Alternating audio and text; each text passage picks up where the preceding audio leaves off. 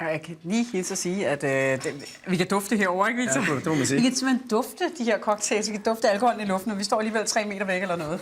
Nå, det prøver vi lige at få væk, fordi vi er jo i forvejen vant til at stå i hårspray-dunster herover. Det skal handle om festfrisyrer. Hvis man som jeg er typen, der ofte ender med enten løst hår, eller en eller anden dum hestehale, fordi man skal ud af døren, og det skal gå lidt stærkt, når man skal til fest, så vil du gerne opponere, ikke også? Ja, lige præcis. Jamen det er jo faktisk sådan, at man kan hurtigt komme til at ligne 1 million med meget, meget få minutter. Ja. Og meget få rekvisitter. Det vil faktisk vise. Lover, det er en frisyr på 5 minutter. Under 5 minutter. Ja, til den gave i hvert fald. Rigtige frisyrer, som man skal lære at lave. Hvad er tendensen inden for det her? For det man skal, det er jo opsat hår nu. Lige præcis. Det er jo sådan, at alle årtierne de sidste århundreder har været meget frem. Altså 30'erne, 40'erne, 50'erne hele vejen op til. Men det er altså 90'erne og 30'erne, der er mest gørende lige nu. Og det er også dem, man sætter mest fokus på.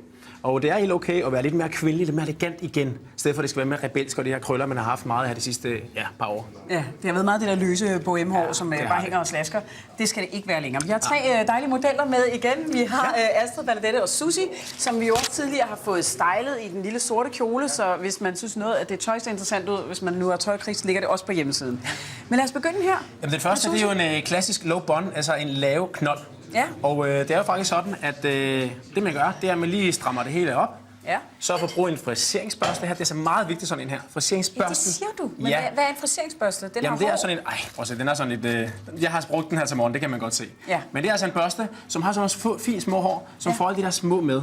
Så man kan få det til at være meget mere rent på overfladen. Men køb en ordentlig børste. Er det sådan nogle, der er meget, meget dyre? Ja, oftest. Man kan så gå ned i H&M og få den til 50'er, men altså, den er fra Kevin Murphy, den koster omkring 200 kroner. 200 kroner det kan bare cirka. anbefales. Jeg har hørt op til 500-600 kroner, til gengæld har jeg fået hørt fra stylister, de bruger dem i 20 år. Så lad os se en gang. Det tror jeg ikke er nødvendigt, men det er helt okay. Altså strammer det op, og så gør man det, at man laver en hestehale her. Ja. For guds skyld, ikke bare gå ud af døren sådan her. Lad være med at bruge hestehaler, som jeg plejer til kvinder. Kvinder, hestehaler, der kan I bruge, når I løber, eller når I giver jeres mand i blå... I ved, hvad jeg mener. Okay, ja. Det er undtagelsen, det er hestehalen. Du laver det sådan her? Det her er det, man kalder en donut, altså en valg. Ja. Dem kan man købe også i H&M, har du fortalt mig. H&M, Matas, du kan købe dem over det hele. Ja. De er virkelig nemme at finde, og de koster mellem 50 og 100 kroner. Ja. Jeg tror endda i H&M er de endnu billigere. Det man gør, man sætter den simpelthen bare på sådan her, og så lader man håret flade ud, bare som man kan se her, og så begynder man faktisk at tviste håret omkring valken. Og det er faktisk den endelige. De skal selvfølgelig kunne nå hele vejen rundt, så hvor langt hår skal man have før det her? Ikke så langt. Altså, du skal jo selvfølgelig have en hestehale, der er længere end lige præcis sådan her. Okay. Men udover det, så er det altså nok. Ja. Så gør man det med lidt tvisteren rundt. Selvfølgelig sikrer sig, at det lige dækker. Det kommer an på, hvor tykt hår man har. Nogle har desværre ikke det tykkeste hår, især her i Skandinavien, til at dække sådan en lille knold. Jeg kan godt lide, at den er sådan lidt lille smule twistet. Hvis man gerne vil have den fuldstændig lige, så skal man så selvfølgelig sørge for at trække den helt ned, og så twiste den bagefter. Jeg kan godt lide, at den lige kører en lille smule rundt her. Ja. Og så tager man en lille nål, eller 2. Ja. Det har vi selvfølgelig dernede. Her. Det sidder klar dernede.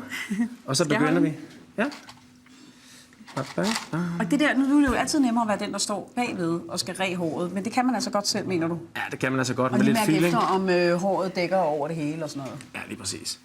Og nu twister den bare lidt hurtigt her. Hvis man gerne vil have fuldstændig ren der, så skal man selvfølgelig bruge lidt ekstra tid. Ja. Og det er sådan set det, der afgør. Men det der, selvom det er moderne at få det opsat klassisk, så er det vel også fint, at den ikke er sådan helt tight. Lige præcis. Ja. Og det er også en meget personlig måde. Men ligesom selv, jeg rækker lige over en gang her. En lille smule lak på, bare lige for at få det værste væk, men lad den være lidt rå i det. Sådan. For en gang. Og så kan du faktisk lige prøve at træde lige sidelands der, så man kan se den. Bum. Det ser flot ud. Så har man din klassiske low bun. Sådan, det var en low bun. Vi tager lige, vi går videre til Bernadette herovre. Ja. Jeg stiller lige, skal du bruge nåle igen? Ja, lige hårlak. Ja, det skal jeg faktisk. Godt. Det her, det er det, jeg kalder for Emperon. Og det er altså en meget klassisk opsat frisyre, inspireret af celebrities. Okay. Om sammen sige. For det er en, der ikke lige ser udenbart nem at lave, men den er skide nem at lave. Okay. Det man gør, det er, at man lægger ud, som man gjorde ved knolden derovre. Man laver en hestehal højt op på hovedet. Ja. Og der bruger jeg faktisk en lille smule olie, for at få det her hår til at være lidt mere rent og få den der glans, som man ikke har. Ja. Her bruger jeg så Jogos, den er super svedig, for den trænger ind i håret. Det vil sige, den laver ikke den der overflade, så hårglimmer glider af. Ja. Så en eller anden form for god hårolie kan man bruge. Og hvis man har meget svært hår, og hår har svært ved at sidde op, så brug en lille smule voks. Okay. Blande med lidt voks. Men ellers, en lille knold. Så twister jeg faktisk håret tilbage her. Som I kan se lige bag ved knolden. Sætter noget nål ind.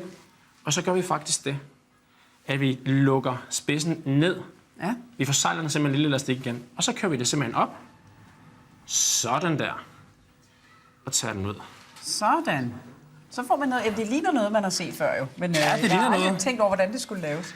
Jamen, det er det, og den er jo simpelthen så nem at lave, for den snyder jo lidt, ikke? Altså, man tror jo virkelig, at hvordan har man lavet det der? Og har de tykt hår, og der er alt muligt, men det er bare luft ind i.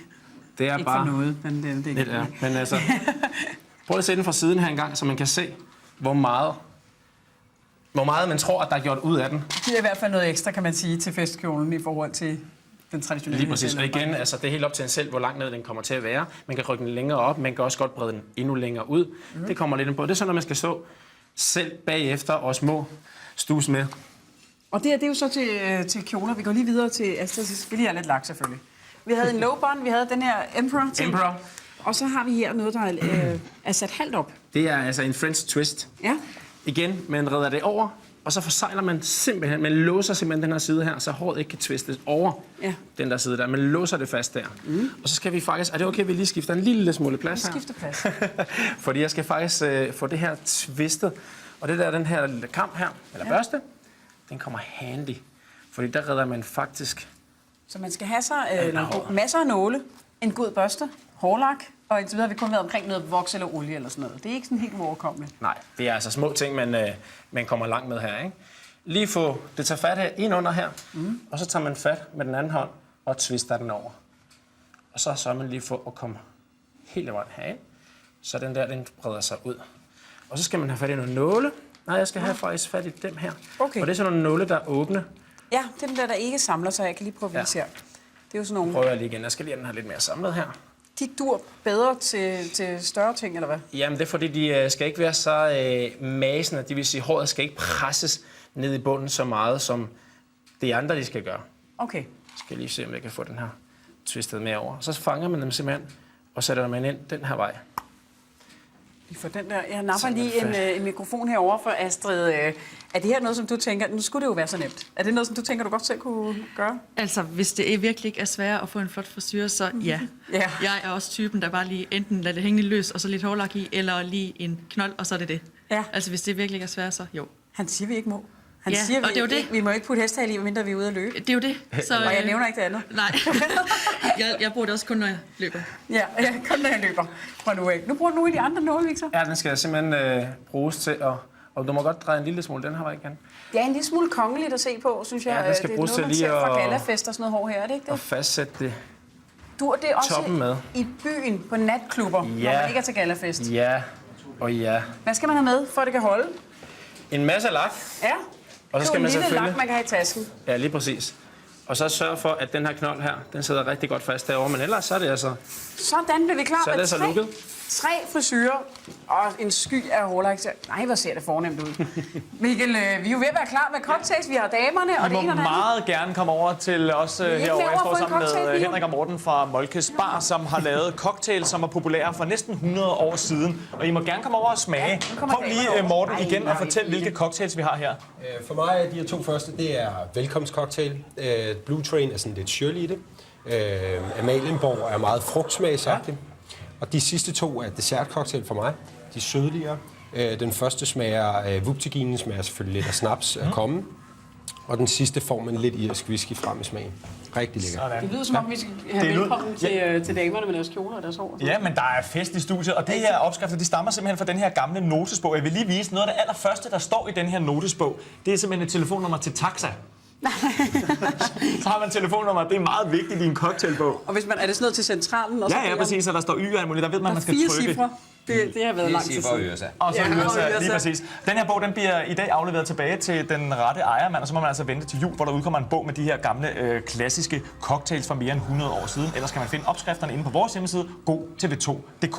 Nu skal vi skåle alle sammen. Tag et Opskrifter, glas. og der er kjoler, og der er hår og tip og alt muligt, så der er ikke nogen undskyldning for ikke at holde en fest. Tusind tak, fordi I kom. Tak, fordi Victor. I kom. Tak til jer andre. Tak til jer. Tak til jer. Og vi er tilbage igen i morgen. Det er vi selvfølgelig med Godmorgen Danmark fra klokken lidt over 9. Skål i vuptigine. Er det godt? På gensyn.